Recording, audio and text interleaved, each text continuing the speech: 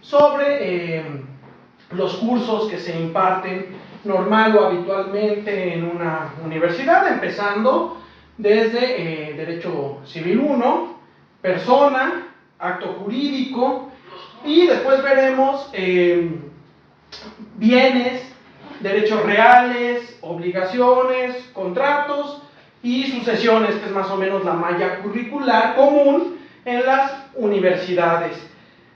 Estaremos subiendo más o menos cada 15 días material, o teniendo, como el día de hoy, una plática en vivo. Entonces, por favor, los invito a que se suscriban al canal y que estén atentos a las publicaciones para ver qué días vamos a estar teniendo estas charlas. Igual, cuando sean en vivo, pues las dudas que llegasen a tener sobre el tema que estamos tratando, por favor, háganlas, escríbanlas, e intentaremos ir solventándolas a lo largo de la plática. En el video anterior hablábamos de la persona física. Nos vamos a centrar en la persona física y después daremos algunas notas distintivas nada más sobre las personas morales o jurídicas o jurídico-colectivas, como les llaman también. Nuestro Código Civil para la Ciudad de México les llama personas morales, y con ese nombre nos referiremos a ellas. Entonces, ¿qué dijimos la sesión anterior? Dijimos que persona es todo ente, sujeto de derechos y obligaciones, y nos centrábamos en la persona física y decíamos que la persona física va del nacimiento a la muerte. Ya nos dice el artículo 22 del Código Civil que la capacidad jurídica de las personas físicas comienza con el nacimiento y termina con la muerte. Artículo 22 del Código Civil. Y nos decíamos a quién tenemos por nacido. Y nos dice el artículo 337 del Código Civil que solo se tendrá por nacido al que, desprendido enteramente del seno materno, vive 24 horas o antes de eso es presentado al juez del registro civil. Vivo y viable, que viva más de 24 horas por sí mismo o por sí misma, o bien que antes de eso se ha presentado al juez del registro civil. En la Ciudad de México son llamados jueces del registro civil, una denominación errónea, sin duda alguna, porque no juzgan nada, no juzgan nada. En realidad en otros estados les llaman oficiales del registro civil, quizás sea la denominación más correcta. Entonces ahí tenemos el inicio de la persona física. El Código Civil para la Ciudad de México nos dice que es el inicio de la capacidad jurídica de la persona física, y termina con la muerte. Artículo 343 de la Ley General de Salud, que nos regula la muerte. ¿A quién tenemos o cuándo se le puede tener a alguien por muerto? Bueno, pues cuando haya paro cardíaco irreversible o muerte encefálica. Ahí es cuando podemos tener a alguien por muerto, con muerte encefálica o paro cardíaco irreversible. Muerte encefálica, cesación de los reflejos en el tallo cerebral, entre otras situaciones. Entonces, bueno, pues nacimiento, desde que se desprende enteramente del seno materno, y muerte cuando hay paro cardíaco irreversible o muerte encefálica. En esa línea vamos a tener a la persona física. Desde luego platicábamos la vez anterior que el artículo 22 continúa diciendo, 22 del Código Civil continúa diciendo, pero desde que alguien es concebido, entra bajo la protección de la ley y se le tendrá por nacido para los efectos de este código. Y dijimos que esos efectos están claramente acotados: 3 en el Código Civil, 1 en el Código de Comercio. 3 en el Código Civil: se le tendrá por nacido para ser heredero, para ser legatario, para ser donatario, y en el Código de Comercio para ser fideicomisario. Para esos efectos se le tendría por nacido. Bueno, pues ya tenemos a la persona. Ya tenemos a la persona desde el nacimiento hasta la muerte, y en la vida, en el transcurso de la vida de la persona, esta va a tener diferentes atributos de la personalidad, llamados así porque son comunes a todas las personas. Todas las personas compartimos estos atributos de la personalidad, que son el patrimonio, el tema que nos convoca el día de hoy, la capacidad, el nombre, el domicilio, el estado civil, la nacionalidad. Vamos a ir platicando de todos estos atributos a lo largo de estas charlas. Hoy veremos el patrimonio, y les decía yo que se llaman así porque son comunes a todas las personas lo tienen. Es decir, que no existe una persona sin patrimonio, como lo vamos a explicar hoy, sin capacidad, sin nombre, sin domicilio, sin estado civil, sin nacionalidad. Todas las personas tienen una nacionalidad, tienen un nombre, tienen una capacidad. Ya platicaremos de cada uno de ellos. En las redes sociales, por ejemplo, respecto al nombre, en las redes sociales ha estado circulando en estos días una supuesta lista del DIF de nombres que tendrían que estar prohibidos. Bueno, pues desde luego esto basta ver la elaboración de la supuesta lista pues para darse cuenta que es falso. Ninguna institución gubernamental puede prohibirte ponerle un nombre a alguien como tú quieras ponérselo. Desde luego, sí, el registro civil exhorta a las personas a no poner nombres peyorativos, nombres que puedan generar burla, que puedan generar confusión, etc. Pero es una sugerencia. Si las personas le quieren poner de tal o cual forma a su hijo, pues lo pueden hacer. Y obviamente ya por ahí el DIF de la Ciudad de México se pronunció al respecto y dijo que era una lista falsa. Claro, no había que hacer mayor aclaración, ¿no? Se entendía que era por ahí un tipo de broma. Vamos a hablar del nombre, vamos a hablar por ejemplo, del atributo, de uno de los atributos del nombre, el de inmutabilidad del nombre, que cada vez ha ido matizando más. En fin, iremos tocando cada uno de estos atributos. El día de hoy vamos a hablar del patrimonio. Y pues decíamos que en cuanto una persona nace, adquiere sus atributos de la personalidad que estarán con ella hasta la muerte. En cuanto muere, esos atributos de la personalidad para esa persona, desde luego, terminan, se finiquitan, desaparecen. Pero bueno, pues tenemos a alguien por nacido, y esta persona va a tener una serie de bienes,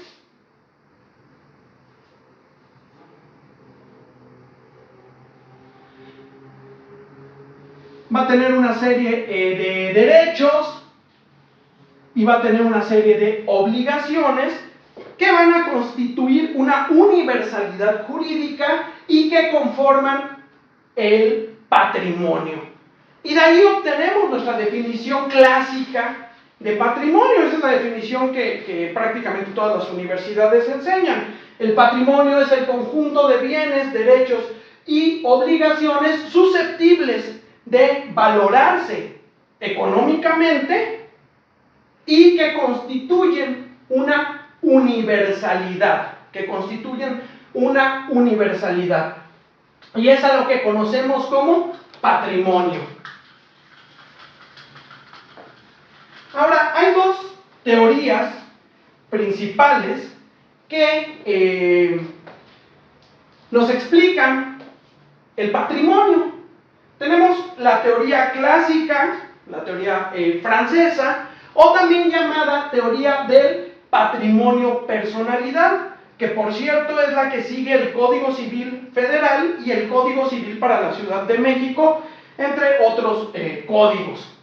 Y tenemos la teoría moderna o del patrimonio afectación. Vamos a ver en qué consisten estas dos teorías, la teoría clásica y la teoría moderna. Y vamos a empezar primero por la teoría clásica, porque les decía yo, es la que sigue nuestro Código Civil. ¿Qué nos dice la teoría clásica?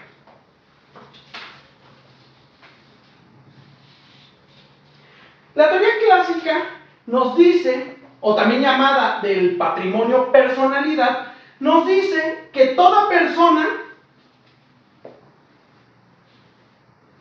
tiene un patrimonio y solo uno.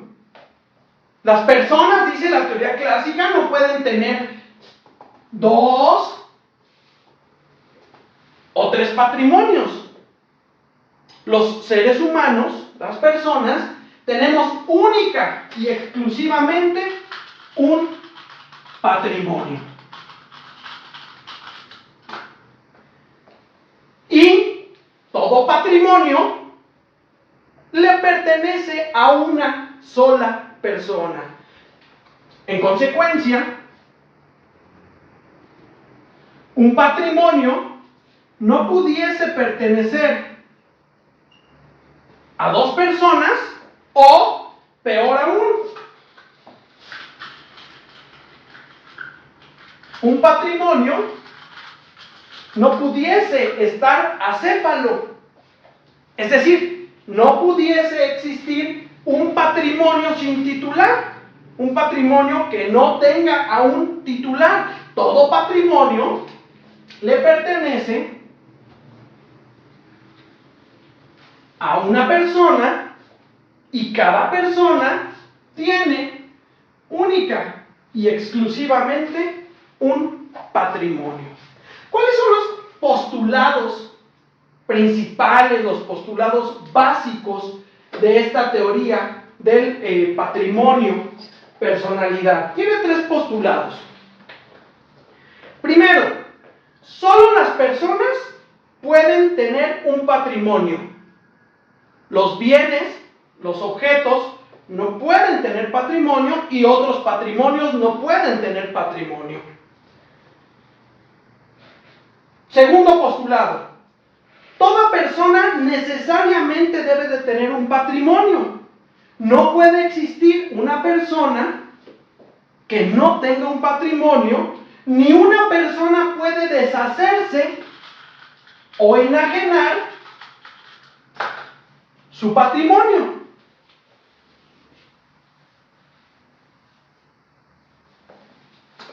Esta persona A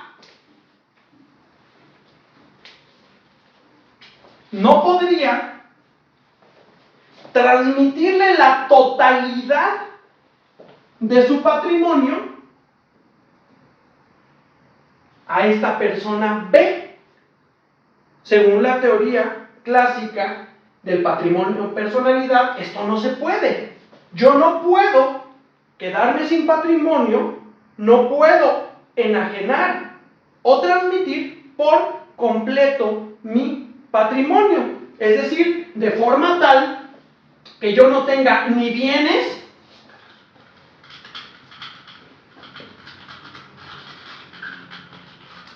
ni deudas ni obligaciones pecuniarias susceptibles de cuantificarse en dinero. Entonces no puedo ni transmitir la totalidad de mi patrimonio ni quedarme sin bienes, derechos y obligaciones.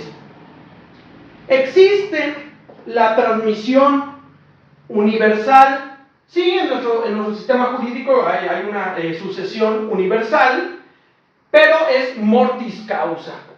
Son las sucesiones a causa de muerte.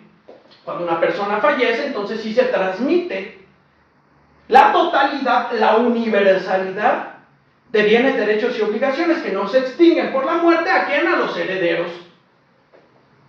Pero inter vivos, entre vivos, no puede haber una transmisión de patrimonio total. Ese fue el segundo postulado. Y tercer postulado, toda persona solo puede tener un único patrimonio. Nunca podrá tener 2 o más patrimonios. El patrimonio, como la persona, es indivisible. Entonces yo no puedo tener más de un patrimonio. Esta teoría, les comentaba yo, que es la teoría que sigue o que adopta nuestro Código Civil Federal y el Código Civil para la Ciudad de México. ¿Qué sucede? que esta teoría ha sido tachada de artificial, que ha sido tachada de poco natural, que ha sido tachada de que no se adecua a la realidad, que es artificiosa. ¿Por qué?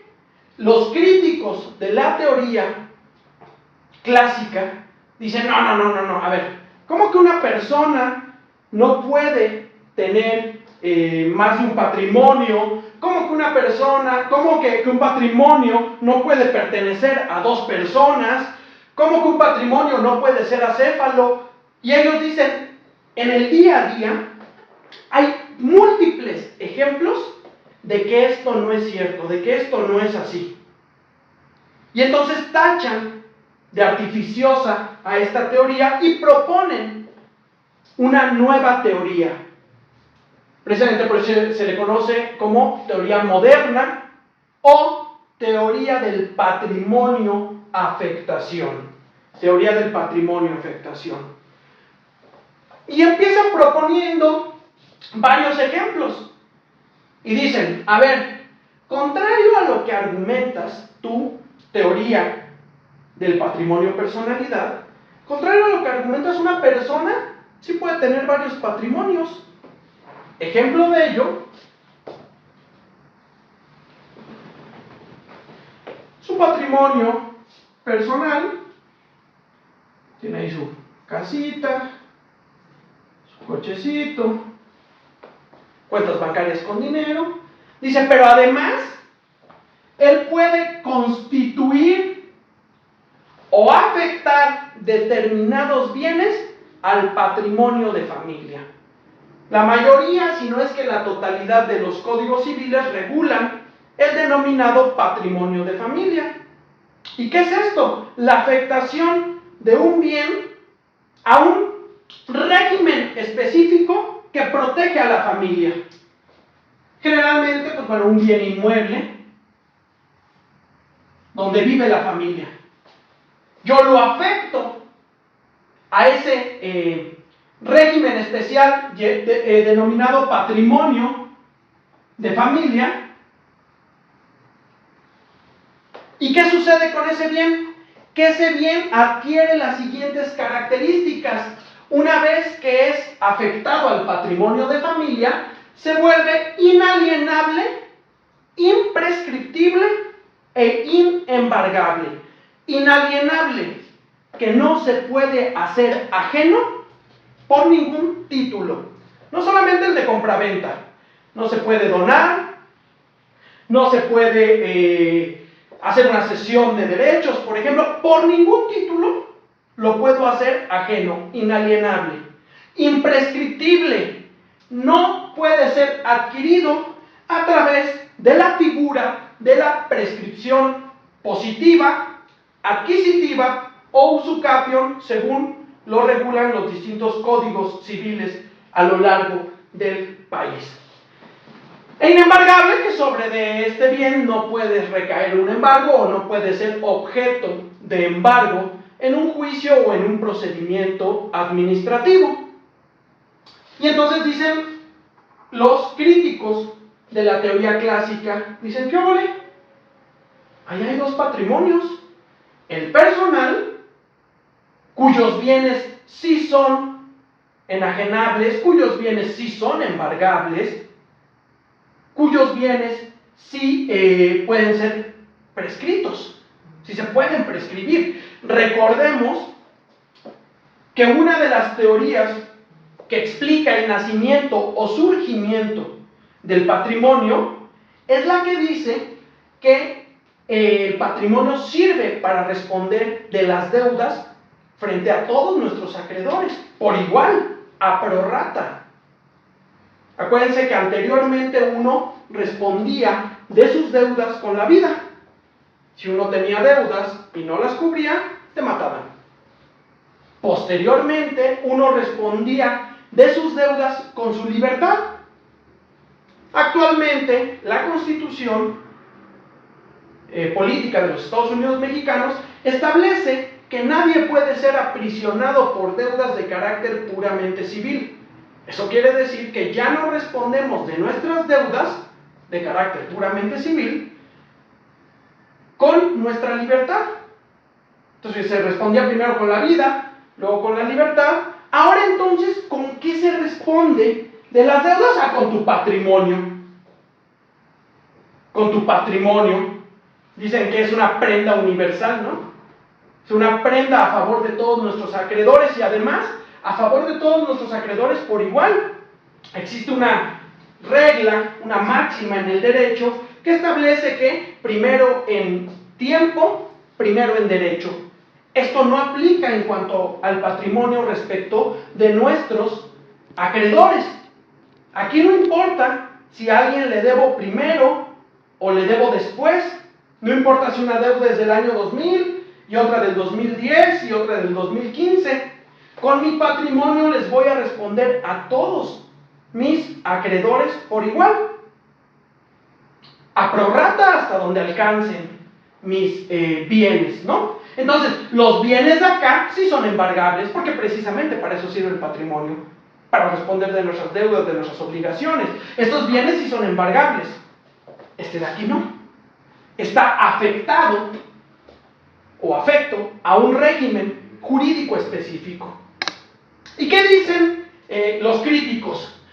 Bueno, si este ejemplo no te basta, ¿qué me dices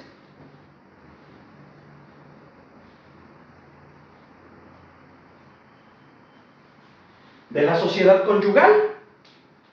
La sociedad conyugal es otro régimen que afecta a otro tipo de bienes. Generalmente, salvo capitulaciones matrimoniales en contrario, generalmente el 50% de los bienes que se adquieren durante el matrimonio, exceptuando los adquiridos por donación, herencia o don de la fortuna. Donación, herencia o don de la fortuna no entran a menos que las capitulaciones matrimoniales digan que sí. Y dice, bueno, pues aquí nos casamos bajo el régimen patrimonial de sociedad conyugal y resulta que compramos este departamento, un condominio vertical, compramos ese departamento y compramos un cochecito y tenemos una cuentita de ahorro. Ahí está. Estos bienes no son patrimonio de familia, ni son propiedad exclusiva del cónyuge A. ¿Y qué dicen quienes postulan la teoría del patrimonio afectación? Estos bienes están afectos a la sociedad conyugal. Estos bienes se afectaron al patrimonio de familia y estos son tus bienes. Llevas 3 patrimonios. Entonces, ¿cómo que no se puede tener más de un patrimonio? Otro ejemplo que ponen los críticos, que es quizá el más fuerte, quizá el más difícil de explicar, en cierto sentido, en otro podríamos decir que no. Estoy intentando ahí, que no, borrar el monito que yo lo borré.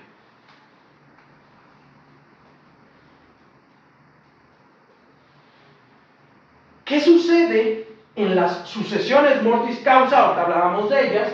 ¿Qué sucede en las sucesiones mortis causa con el patrimonio del de cuyus? Aquel de cuya herencia se trata, ¿no? Por eso le decimos el de cuyus hereditate agitur, aquel de cuya herencia estamos hablando.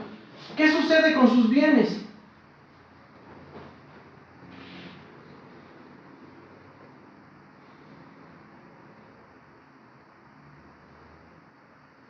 Bienes, derechos y obligaciones que no se extinguen con la muerte. Hay algunos derechos y obligaciones que se extinguen con la muerte, como los intuito personae o personalísimos.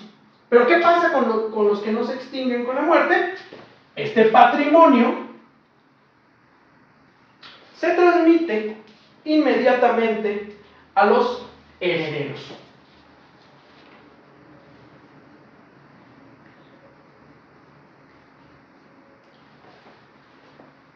¿Y ¿Qué nos dice la mayoría de códigos civiles del país? Por lo menos sí con certeza el de la Ciudad de México y el de el federal. ¿Qué nos dice?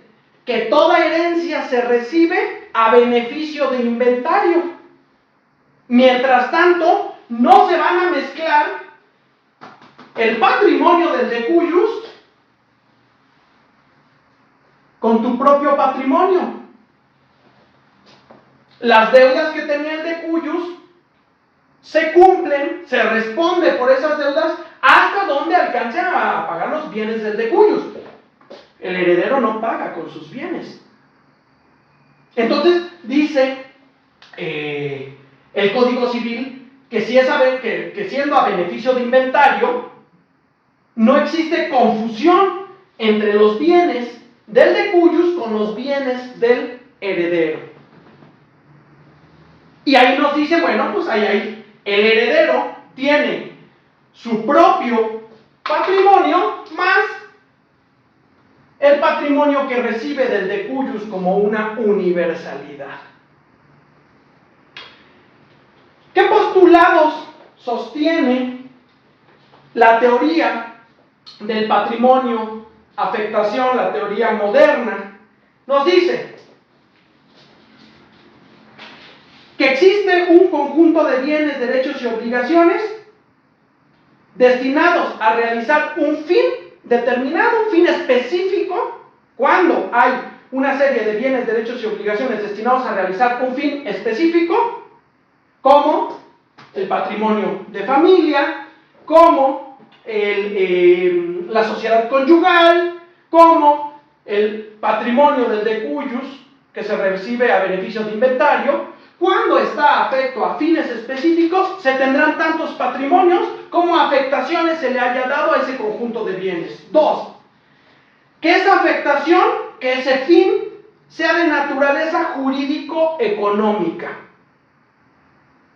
3. Que el derecho organice con fisonomía propia y con autonomía las relaciones jurídicas derivadas de esa afectación. La herencia con beneficio de inventario tiene su regulación específica, el fideicomiso tiene su regulación específica, el patrimonio de familia tiene su regulación específica, la sociedad conyugal tiene su regulación específica, por lo tanto, se consideran patrimonios independientes, pero que pertenecen a una misma persona. Esta teoría no la sigue nuestro Código Civil. Les explicaba nuestro Código Civil. Vamos a revivir a este. Nuestro Código Civil sigue la teoría clásica, la teoría del patrimonio, personalidad y, por lo tanto, sostenemos que todas las personas tienen patrimonio. Las personas solamente pueden tener un patrimonio solamente pertenece a una única persona y los patrimonios no pueden estar acéfalos, no pueden permanecer acéfalos. Algunas cosas finales sobre patrimonio. El patrimonio tiene un contenido económico. Si no se puede cuantificar, no pertenece a tu patrimonio. Sí pertenece a tu esfera jurídica en sentido amplio, si eres titular de esos derechos y obligaciones, pero no pertenece a tu patrimonio. Y de ahí podemos hablar de derechos patrimoniales y derechos no patrimoniales. Por ejemplo, el derecho a la vida no se puede cuantificar. Pertenece a tu esfera jurídica y será tutelado por el Estado sin duda alguna, pero no pertenece a tu patrimonio. Ese es un derecho no patrimonial. En cambio, un cochecito, una casa, una cuenta bancaria se puede cuantificar en dinero y por lo tanto son bienes o derechos patrimoniales y pertenecen a tu patrimonio. Por favor, cualquier duda, repasamos muy rápido la figura del patrimonio, cualquier duda que surja respecto del patrimonio, háganosla saber y estaremos con gusto intentando contestar sus preguntas. Por favor, sigan nuestras redes sociales para que estén al pendiente de la siguiente charla, donde estaremos analizando o platicando brevemente de los demás atributos de la personalidad. Fue un gusto estar con ustedes. Muchas gracias.